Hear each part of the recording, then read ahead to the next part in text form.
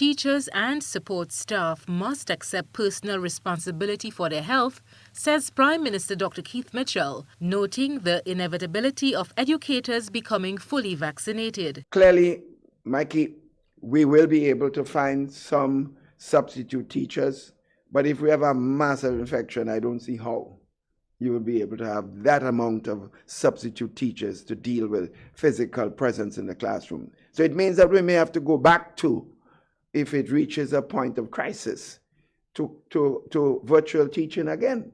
He believes face-to-face learning and interactions are absolutely necessary while publicizing his support for vaccination among students. The question, though, Gerard, is that you have to have the necessary vaccines available to be able to vaccinate and of course the human capacity to do the vaccination at all school levels. That is being given attention and is something we have to look at seriously. Prime Minister Mitchell notes that the situation is painful to him personally as he reminisces on joy and the ability for children to socialize and interact with friends. What it means is that kids are losing the fundamental basis of their educational opportunities.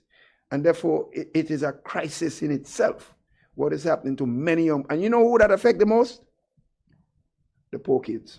The joys of interaction also came to the fore on GBN's Beyond the Headlines program on Monday night, as articulated by Mr. Glenn Alexander of the J.W. Fletcher Secondary School. If you ask any student, basically their intent is to just get back to school. They miss the face-to-face, they miss their friends, and they just want to be back in the institution. And that's something that you hear very often.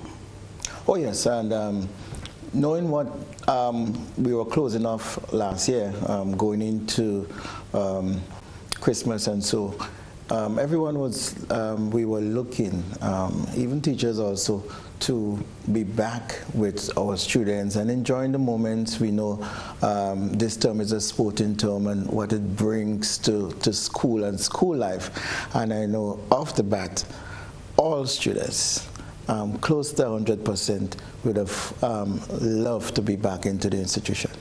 On a recent Beyond the Headlines program, principal of the Beacon Secondary School, Mrs. Cheryl Barnaby, also noted that vaccination will also have to be a part of the equation if schools were to return to some semblance of normalcy. For GBN News, Janelle MacDonald.